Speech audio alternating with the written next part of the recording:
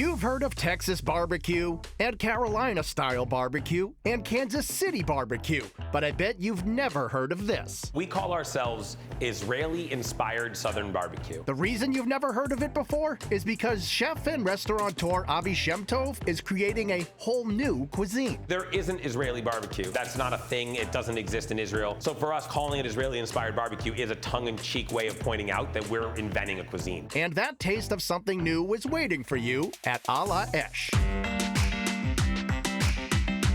Brand new to Sharon, Massachusetts, Ala Esh is an unassuming little spot serving up food that's big and bold. You see, Avi owns the modern Israeli restaurant Simcha right next door and believes many of the same Middle Eastern flavors coming out of that kitchen could be applied to an all-American barbecue joint. And while that may sound a little bit strange, Avi insists the cuisines have plenty in common. In any true fusion, I think you find things that already mesh, and then you try to illustrate as a chef why they make sense together. So for us, this really wouldn't work if American barbecue spices aren't so entangled with Israeli cuisine already. So there's things like cumin and cayenne. There's also honey, and honey is something we use a lot in Israeli cuisine. We're adding things like sumac and clove, nutmeg, cardamom. So these are things that like the traditional American barbecue fare isn't really leaning on, that we are leaning on. And Avi is leaning on an award-winning team to help bring his culinary mashup to delicious fruition. Brendan Burke, who is in charge of the barbecue aspect of our menu, definitely is a classic barbecue guy. Myself and my co-executive chef, Kyle Crucius, we definitely are bringing an Israeli influence. Nobody has done this, and the three of us are really uniquely situated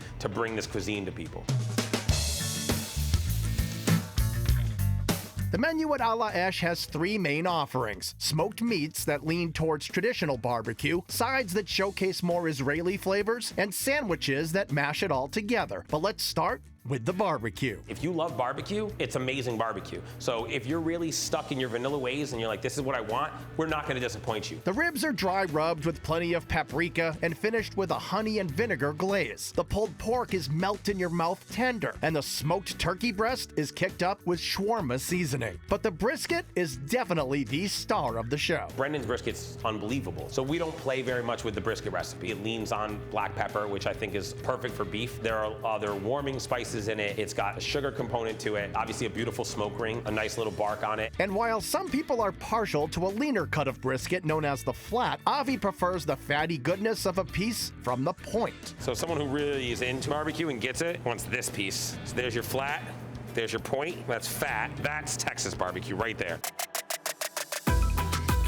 When it comes to sides, that's where the Israeli flavors have a chance to shine. On the sides, that's definitely where we want to give you a different eating experience. So for us, like, we don't make a traditional coleslaw. We shave Brussels sprouts, and there's always like a tangy fruit of some kind in there. We do a mac and cheese, but it's out of Israeli couscous. So it's really still pasta. The mouthfeel is so different, and it takes cheese sauce very differently because it's little and it's sort of spongy. It's almost like a mix between risotto and macaroni and cheese. Our potato salad, which Kyle has masterminded, has sumac in it and pickled onions that just like really introduce a beautiful acid to a potato salad that I think a lot of times can be really one note. And instead of boring old baked beans, Avi makes a version known as chamin beans. Here we make a mixture of northern beans and red kidney beans, and then we add jalapeno and onion and a lot of our spice blends, and then we do sweeten it up at the end a little bit. And I'm really confident that like when people come in here and they have our chamin beans, they experience really what they wish baked beans could be.